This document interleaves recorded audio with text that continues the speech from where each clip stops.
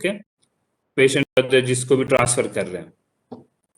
It was until 1901 में Karl Landsteiner he found out different blood groups, the ABO blood group, ठीक है, and then after the blood transfusion became safe, उसके बाद ये पता चल गया कि ब्लड ट्रांसफ्यूजन किसे किसे करना चाहिए, किस ग्रुप का ब्लड किसे देना है, किसे नहीं देना है। Before that the blood transfusion was carried out but it wasn't a safe procedure because almost 50% लोगों की डेथ हो जाती थी, more than 50%, because of the wrong transfusion, and it was not known that why the death is happening. Okay, so later on after 1901 when Karl Landsteiner discovered the blood groups, then the blood transfusion became a safe procedure. And because of this work of Karl Landsteiner, in 1930 he was awarded the Nobel Prize for the blood group antigens and antibodies that he was able to discover. Now some terms to remember, जब हम blood group पढ़ेंगे तो ये terms कई बार आएंगे, एग्लूटिनोजन, agglutinin, agglutination, ठीक है। एग्लूटिनोजन antigen को कहते हैं, सिंपल। एंटीजन क्या होता है अभी हम बताएंगे, पर मोस्ट प्रोबेबली आप लोगों को कईयों को पता होगा, आइडिया होगा एंटीजन क्या होता है। Antigens are substance that generate antibodies in your body. अगर आपके बॉडी में एंटीजन आ जाए, that antigen will lead to the production of antibody. Antigen का फुल फॉर्म ही होता है एंटीबॉडी जनरेटिंग सब्सटेंस। तो एंटीबॉडी का एंटी ले लिया, जनरेटिंग का जेन ले लिया, तो एंटीजन बन गया, ठीक है। तो एंटीजन का दूसरा नाम एग्लूटिनोजन भी होता है। And the blood group antigen is present on the cell membrane of RBC, ठीक है। एग्लूटिनिन दूसरा टर्म है। एग्लूटिनिन हम एंटीबॉडीज को भी बोलते हैं, और ये प्लाज्मा में पाई जाती हैं एंटीबॉडीज, आरबीसी पे नहीं होती हैं। Blood group antibodies they are found in the plasma. And agglutination is the reaction between antigen and the antibody, ठीक है। एंटीजन और एंटीबॉडी के बीच में जो रिएक्शन होता है उसे हम एग्लूटिनेशन बोलते हैं।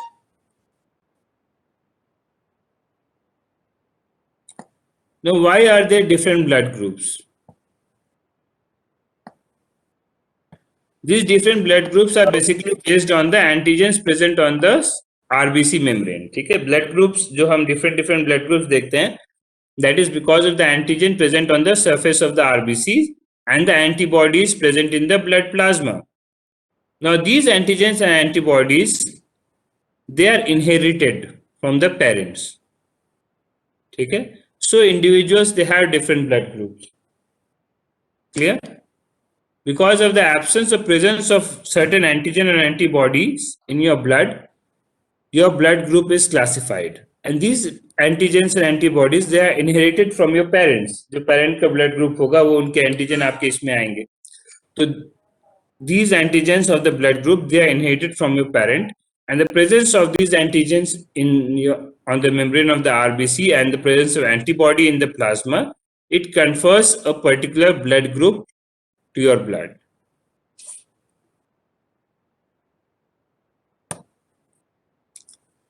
ठीक है, there are more than 30 now.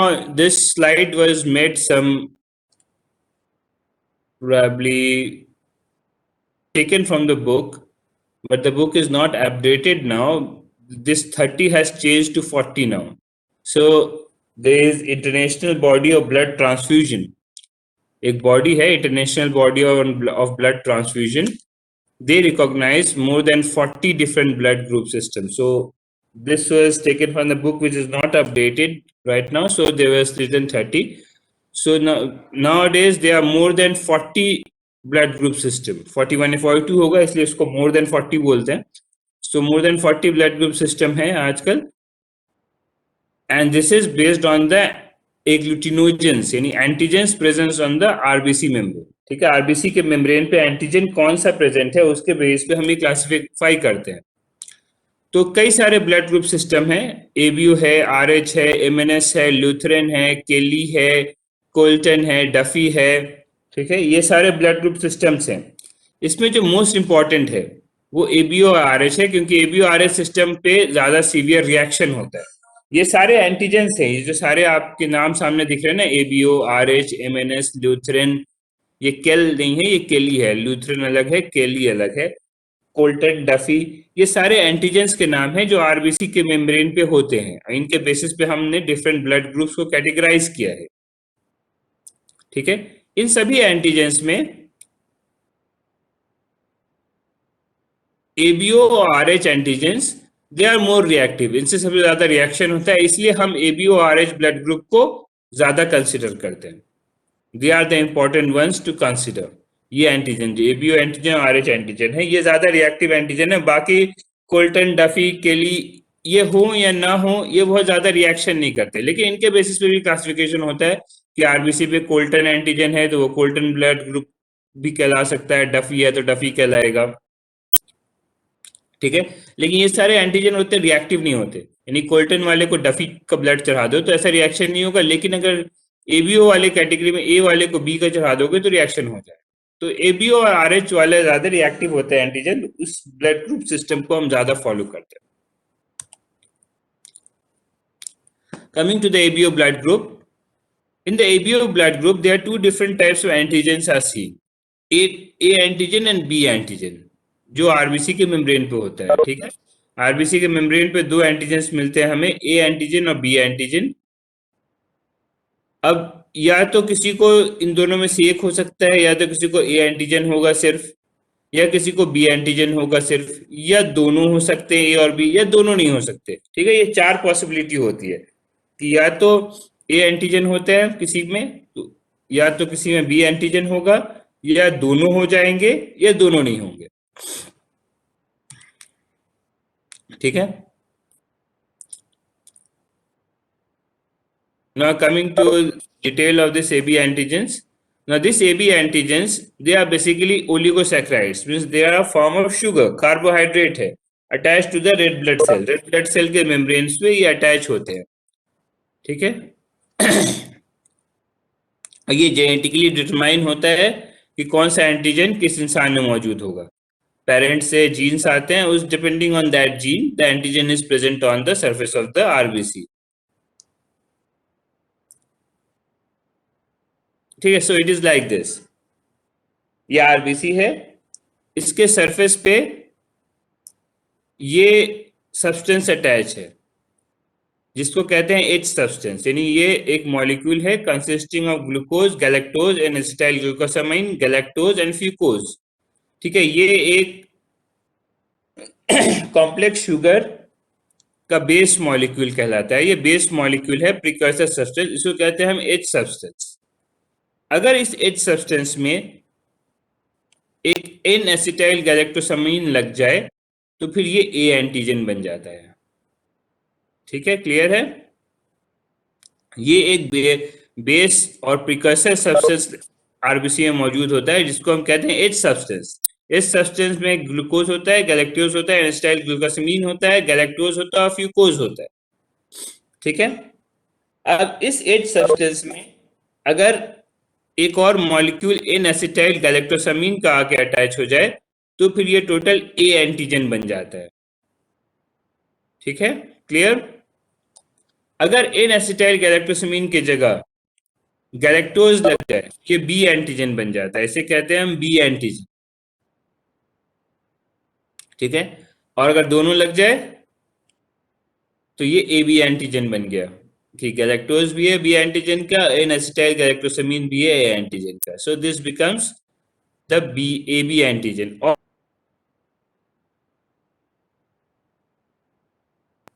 ठीक है, लाइक दिस। तो ये जीरो ओ एंटीजन होता है। O is nothing, O is zero. जो हम लोग एबीओ का ओ बोलते हैं ना, ओ का मतलब होता है जीरो, यानी दोनों में से कोई एंटीजन नहीं, लेकिन सिर्फ ये एच सब्सटेंस होगा। ठीक है, ये एच सब्सटेंस होगा, यानी बेस मॉलिक्यूल होगी, लेकिन दोनों में से कोई एंटीजन नहीं, गैलेक्टोज और ये जो लगे होते हैं गैलेक्टोज एसिटाइल गैलेक्टोसामाइन, ये नहीं होगा। तो ना ए एंटीजन होगा ना बी एंटीजन होगा, बट क्योंकि ये एच सब्सटेंस है तो उसको हम ओ एंटीजन बोलते हैं। ओ का मतलब होता है जीरो एंटीजन, यानी न ए एंटीजन न बी एंटीजन। ठीक है, क्लियर है? समझ में आ गई बात ये?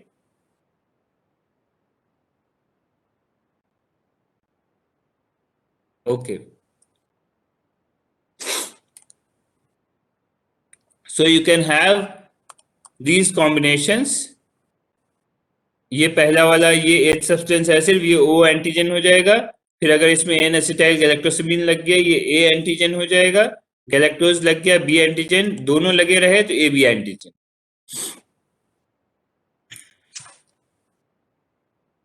Now coming to ABO antibody.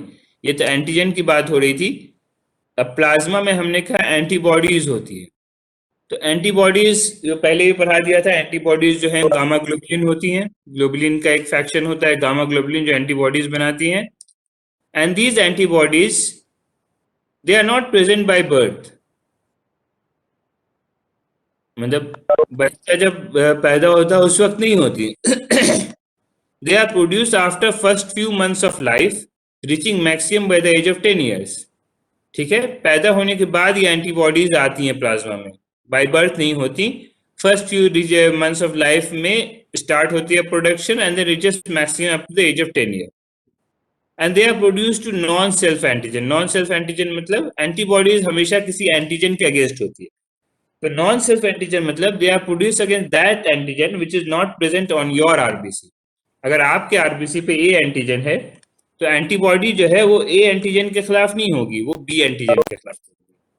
तो जो एंटीजन आपके आरबीसी पे है, the antibody will be produced against antigen that is not present on your RBC. इसको कहते हैं नॉन सेल्फ एंटीजन। सपोज आपका ब्लड ग्रुप ए है, तो आपके आरबीसी पे ए एंटीजन है, तो आपके प्लाज्मा में जो एंटीबॉडी होगी वो बी के खिलाफ होगी, ए के खिलाफ नहीं होगी। ए के खिलाफ होगी तो रिएक्शन हो जाएगा आप बॉडी में खुद, वो ऑटो इम्यून डिजीज हो जाएगी कि आपके बॉडी में ही प्लाज्मा की एंटीबॉडी और आरबीसी के बीच में रिएक्शन हो गया। So the antibodies they are produce against non self antigen, and these antibodies are of IgM type. ठीक है, ये भी पढ़ाया था कि एंटीबॉडीज 5 तरह की होती हैं, IgG, IgA, IgM, IgD and IgE. उसमें सबसे बड़ी जो एंटीबॉडी साइज वाइज होती है वो आईजीएम होती है। So this ABO antibodies they are IgM type,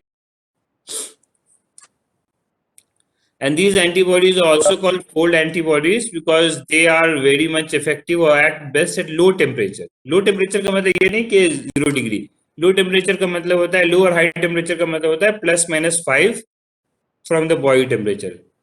37 है तो लो का मतलब हो गया अराउंड 33 या 34, और अगर हाई का मतलब 42 के अराउंड हो जाता है।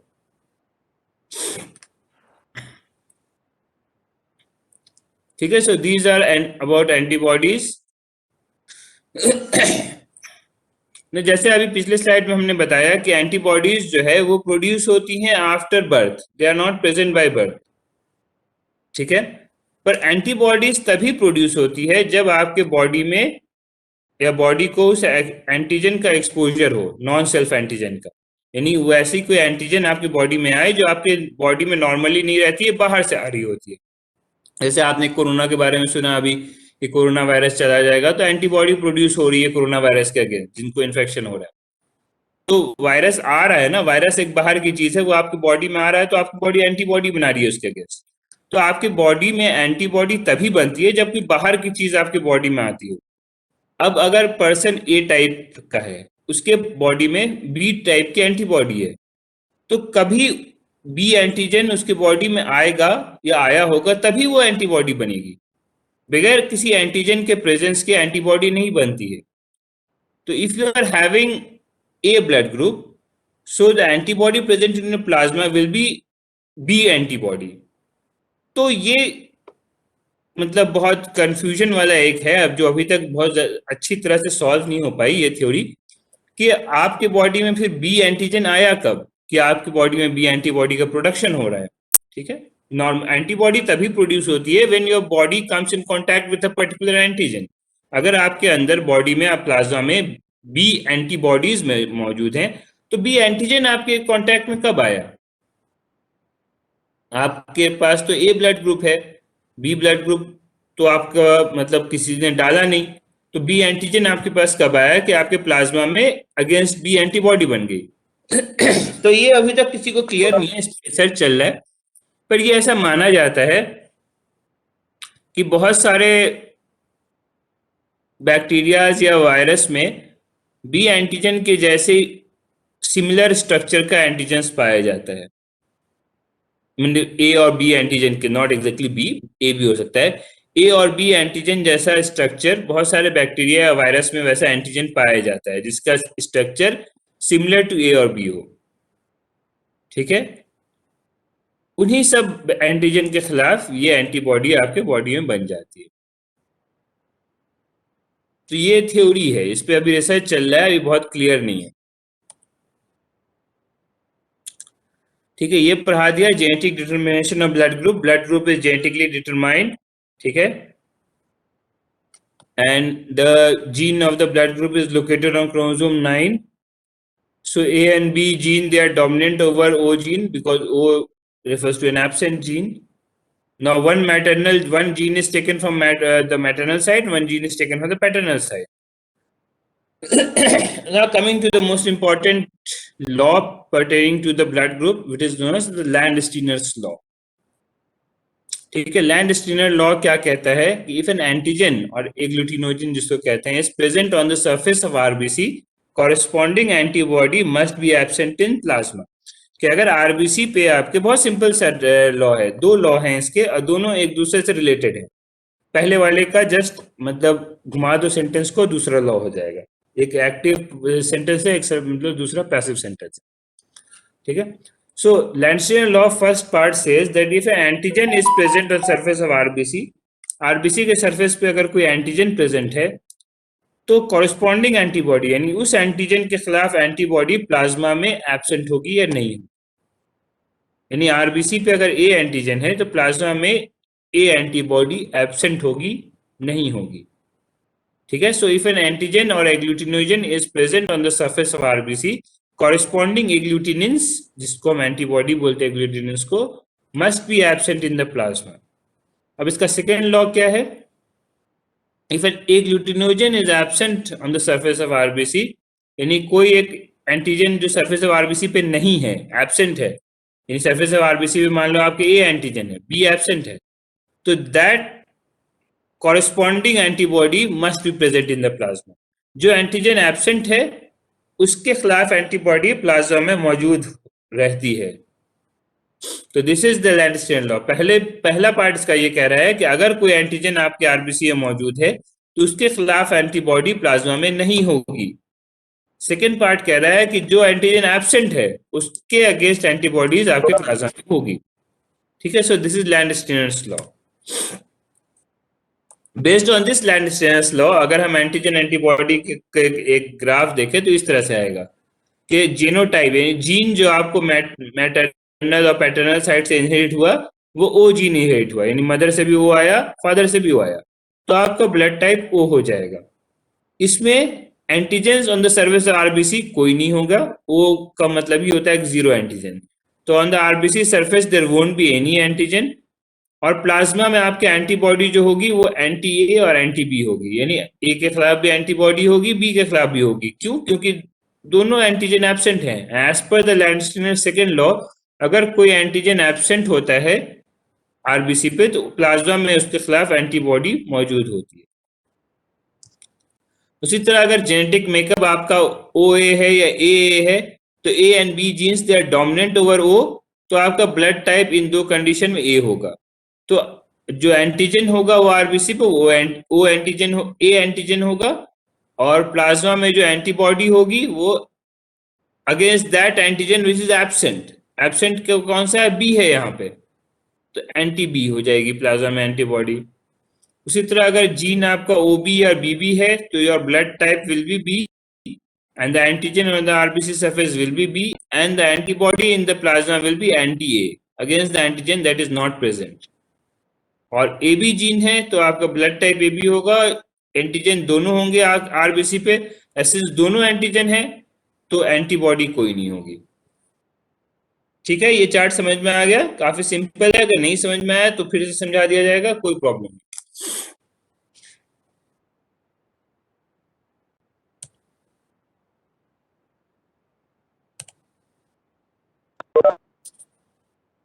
This is a chart. इस ये एग्जैक्टली ये नंबर हमेशा नहीं रहता है। जब ये रिसर्च किया गया होगा, जब ये सर्वे किया गया होगा तो ये नंबर मिला।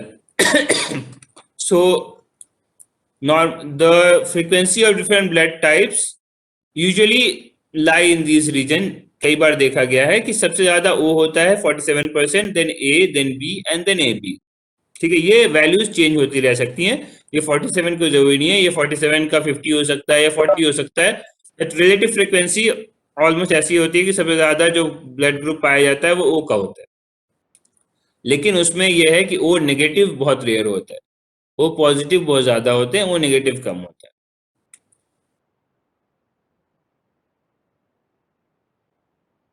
ठीक है, एक ब्लड ग्रुप होता है Bombay blood group. Bombay blood group के बारे में किसी को कोई आइडिया है क्या होता है? इंडिया से रिलेटेड है ब्लड ग्रुप सिस्टम में, तो इसीलिए बता दे रहे हैं कि एक जैसे यस सर। एबीओ है। बताएं, sir what is in Bombay मतलब blood group? Bombay blood group में सर वो एच सब्सटेंस ही एब्सेंट होता है। सर मतलब सर वो वैसे तो वो ओ ब्लड ग्रुप की तरह बिहेव करता है, पर क्योंकि उसमें एच सब्सटेंस ही नहीं होता तो वहां पे कोई चांस नहीं होता कि कोई और जैसे कि गैलेक्टोज वगैरह या एसिटाइलग्लूकोसामीन जिस पे अटैच होता है वो सब्सटेंस एच हम्म, सब्सटेंस ही नहीं होता। यस। इसे एच एच ब्लड ग्रुप भी बोलते हैं। Bombay blood group is also known as H H. Bombay इसका नाम इसलिए दिया गया था क्योंकि पहली बार ये बॉम्बे के लोगों में देखा गया था। ठीक है, और ज्यादातर ये इंडियन सब कॉन्टिनेंट में ही होता है ये ब्लड ग्रुप, और कुछ हद तक मिडिल ईस्ट रीजन में होता है। और पहली बार इसे बॉम्बे के लोगों में देखा गया था इस एंटीजन को, तो इसलिए इसको बॉम्बे ब्लड ग्रुप कहते हैं। वैसे इसको H H antigen blood group, H H भी बोलते हैं। इसमें क्या होता है कि इसमें ए और बी एंटीजन तो होते ही नहीं है, प्लस वो एच सब्सटेंस जो बेस सब्सटेंस था वो भी नहीं होता। तो ये देखा गया कि इस ब्लड ग्रुप के लोगों को अगर कोई सा भी ब्लड ग्रुप दिया जा रहा है, ओ ए बी, तो सबका रिएक्शन हो रहा है। ठीक है, कोई भी ब्लड ग्रुप इनको सूट नहीं कर रहा है। ओ ब्लड ग्रुप दो तो भी रिएक्शन हो जा रहा है, ए दो, बी दो, ए बी दो, सब सब ब्लड ग्रुप इनके इसमें रिएक्ट कर रहे हैं। तो देखा गया कि इनमें सबके खिलाफ एंटीबॉडी मौजूद है, जितने एंटीजन वगैरह हैं, तो इसलिए रिएक्शन हो रहा है। और ओ भी नहीं है क्योंकि ओ के ब्लड ग्रुप पे भी रिएक्शन हो रहा था, तो इससे एक डिफरेंट कैटेगरी बनाई गई, Bombay blood group, H H blood group कहलाता है। ये 1 in millions होते हैं, इसकी फ्रीक्वेंसी बहुत रेयर है, लेकिन इंडियन सब कॉन्टिनेंट में खासकर बॉम्बे के लोगों में ये ज्यादा पाया गया है कि बॉम्बे के लोगों में 1 in 10,000 या 20,000 में मिल जाता है। ठीक है, so that is known as Bombay blood group.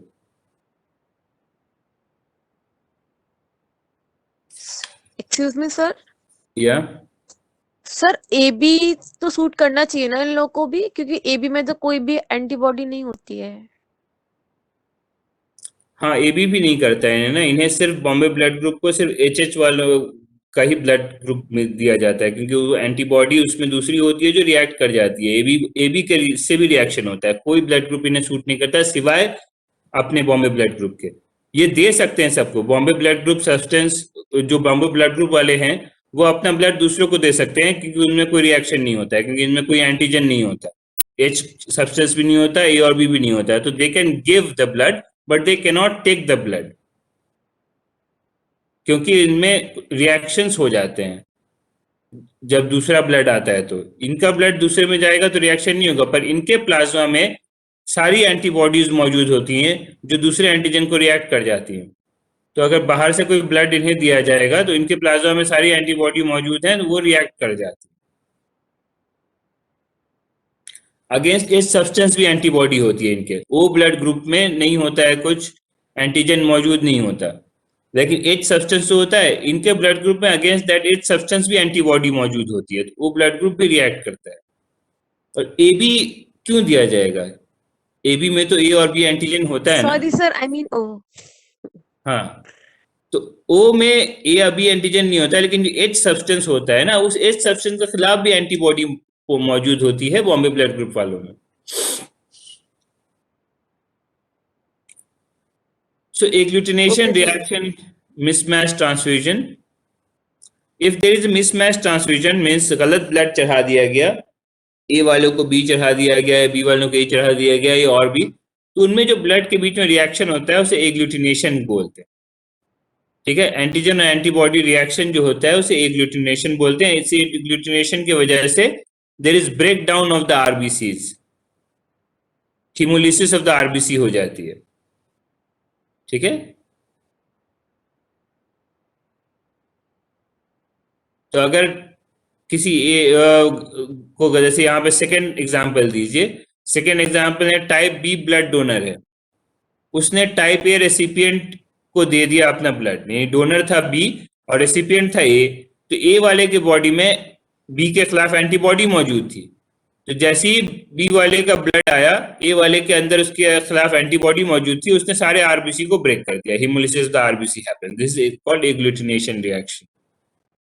ठीक है, अगर आपका ब्लड ग्रुप ए है तो आपके बॉडी में जो एंटीबॉडी होगी वो एंटी बी होगी, बी के खिलाफ एंटीबॉडी होगी। तो अगर आपको बी ब्लड ग्रुप चढ़ा दिया जाएगा तो आपके बॉडी में जितने एंटीबॉडीज हैं वो उस नए आरबीसीज जो बाहर से आए हैं बी वाले, उन पे अटैक करके उनको ब्रेक कर देगी। इसे एग्लूटिनेशन रिएक्शन बोलते हैं। Now coming to the second important blood group system, that is the RH blood group system, the RH antigen. RH antigen को RH क्यों बोलते हैं? RH का मतलब होता है rhesus, and it was first discovered in the rhesus monkey. Rhesus monkey जो common monkey है, बंदर होते हैं, उनको उनका साइंटिफिक नेम रिसिस है, तो उनमें पहली बार ये एंटीजन देखा गया था। ठीक है, 1940 में ये discovered by Landsteiner and winner हुआ था RH एंटीजन। ठीक है,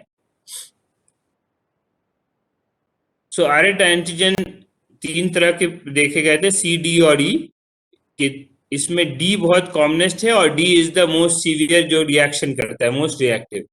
इसीलिए हम कई बार RH एंटीजन को डी नाम से ही बोलते हैं कि डी पॉजिटिव, डी नेगेटिव।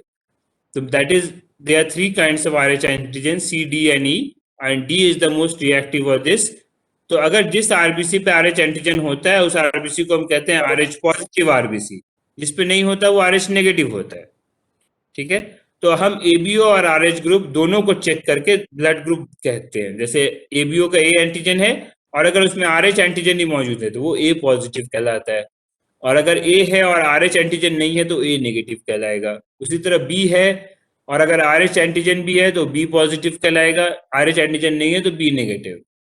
ठीक है, तो जो हम ब्लड ग्रुप नॉर्मली बोलते हैं वो एबीओ और आरएच दोनों को कंबाइन करके बोलते हैं कि एबीओ के कौन से एंटीजन है और आरएच वाला एंटीजन है कि नहीं है।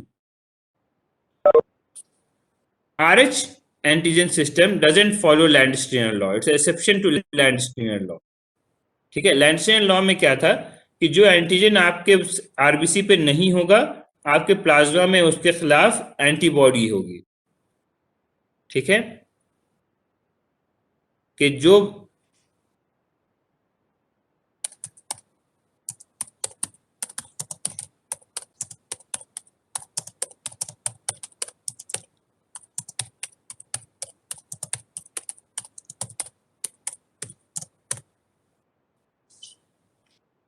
ठीक है, तो RH Landsteiner law states that if the antigen is missing in your RBC membrane, को अगर कोई एंटीजन नहीं है तो आपके बॉडी में उसके खिलाफ एंटीबॉडी होगी। आपके अगर आरबीसी पे बी एंटीजन नहीं है, आपका ए ब्लड ग्रुप है, तो you will have B antibody. लेकिन आरएच में ऐसा नहीं है कि अगर आपके पास आरएच एंटीजन नहीं है तो आपके पास आरएच एंटीबॉडी भी नहीं होगी। ऐसा नहीं है कि अगर आरएच एंटीजन नहीं है तो उसके खिलाफ बॉडी में एंटीबॉडी होगी। आरएच एंटीबॉडीज नॉर्मली नहीं बॉडी में नहीं होती। तो this is a deviation from the Landsteiner law. RH वाले जो हैं वो लैंडस्टीनर लॉ को फॉलो नहीं करते कि अगर आरएच एंटीजन नहीं है तो आरएच एंटीबॉडी होगी, ऐसा नहीं है। So a person with RH negative blood, यानी RH एंटीजन नहीं है, does not have a RH antibody naturally in the plasma, यानी उसके पास RH एंटीबॉडी नहीं होगी। लेकिन अगर उसको RH पॉजिटिव ब्लड चढ़ा दिया गया तो फिर लेटर ऑन उसके पास एंटीबॉडी डेवलप हो जाएगी।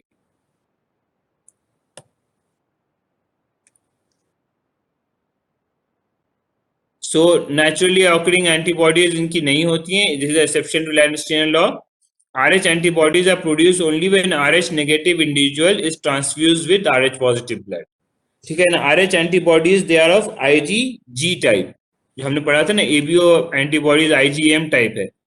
ये RH antigen they are IgG type and they are warm antibodies. Sorry, आप लोगों को जो टेम्परेचर बताया था ना, यहाँ 28 to 31 डिग्री सेंटीग्रेड पे वार्म कह रहे हैं, ये जो है इस पे थोड़ा कंफ्यूजन है, ठीक है, बिकॉज 28 to 31 ये कोल्ड के रेंज में आता है, तो यहाँ पर लिखा हुआ है this I have to check again. तो इस टेम्परेचर पे अभी रहने दीजिए कि किस टेम्परेचर पे बात करते हैं। This 28 to 31 I need to recheck it because this lies in the cold region, but still this RH antibodies, they are warm antibodies, okay, and the ABO antibodies, they are called the cold antibodies.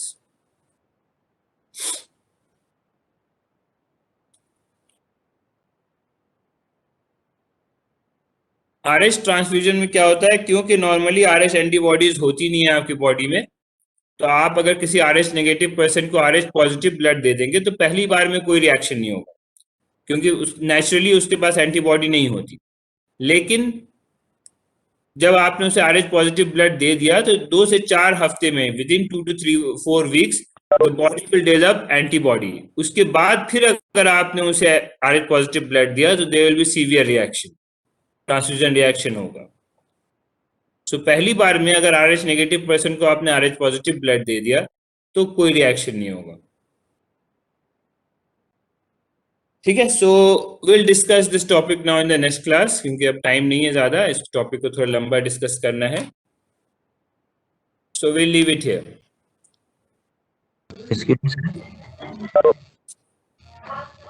Sir हाँ बताओ। Sir RH positive वाले में antibody होती है या नहीं naturally?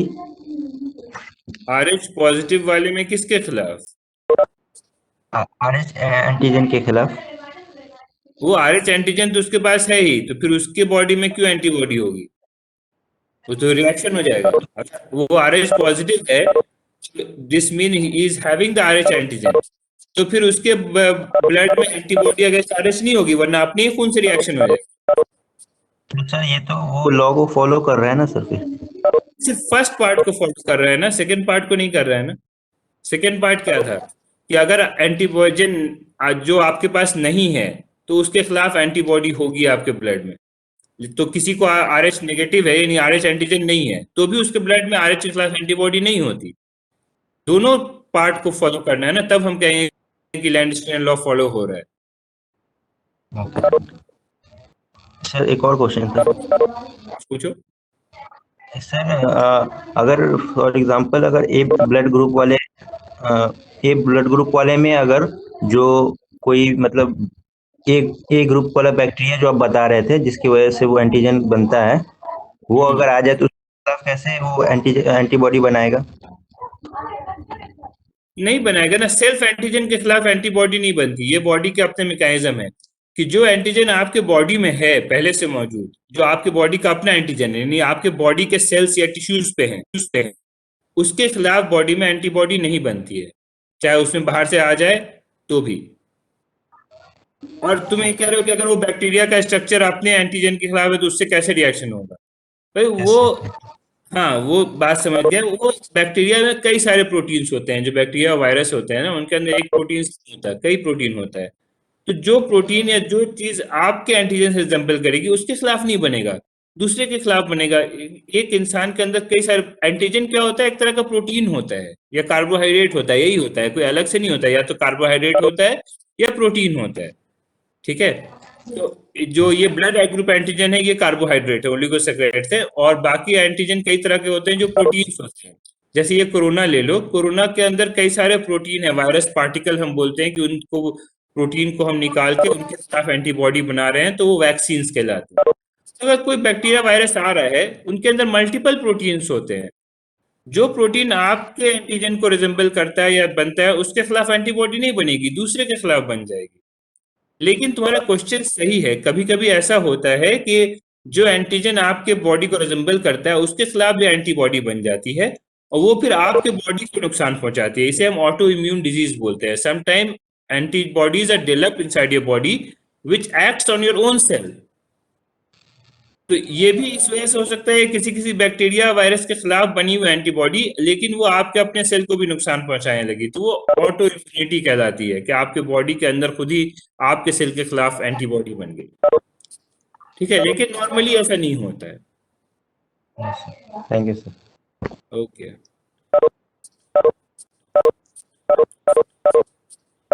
Sir hmm. Hello sir, O वाला blood group A वाले को दे सकता है, लेकिन ए वाला ओ को नहीं दे सकता है। तो सर ओवरऑल मिक्सिंग तो हुई है ना? क्या मिक्सिंग हुई है? मतलब रिएक्शन ऐसा ओ वाला ए वाले को दे देगा तो रिएक्शन नहीं होगा, लेकिन ए वाला ओ को दे देगा तो रिएक्शन हो जाएगा। O negative, O negative, O वाला नहीं, O negative is the universal donor. और ये सब किताबी बात होती है, यूनिवर्सल डोनर और रेसिपिएंट नॉर्मली फॉलो नहीं करते। जिसका जो ब्लड ग्रुप होता है हम उसको वही ब्लड देते हैं, ए को ए ही देते हैं, बी को बी ही देते हैं। बहुत इमरजेंसी कंडीशन में आप दे सकते हैं, यूनिवर्सल रेसिपिएंट या यूनिवर्सल यू होता है कि ओके दे सकते हैं, लेकिन नॉर्मली वो हम करते नहीं है, क्योंकि अपार्ट फ्रॉम दिस और भी कई सारे एंटीजेंस होते हैं जो रिएक्शन करवा सकते हैं। तो नॉर्मली हम ए को ए वाला ही देते हैं, बी को बी वाला ही देते हैं, यूनिवर्सल रेसिपिएंट वाला नहीं करते। वो नेगेटिव रेसिपिएंट होता है, यूनिवर्सल डोनर होता है, तो लेकिन हम ऐसा नहीं करते कि किसी को ब्लड की जरूरत पड़ रही है, वो बी का है तो उसको लाके ओ नेगेटिव डाल दिया, नहीं कर, नॉर्मली नहीं किया जाता है। ये किताबी बातें हैं कि वो किसी को भी दे सकता है, वो किसी भी ले सकता है, लेकिन इन प्रैक्टिकल हम जिसका जो ब्लड होता है नॉर्मली उसको वही ब्लड देते हैं। इन वेरी रेयर कंडीशन अगर आपको कोई ब्लड मिल ही नहीं रहा, आपका जो ब्लड है, तो आप यूनिवर्सल डोनर ओ नेगेटिव दे सकते हैं। ठीक है, ओके क्लियर? सर। ओके।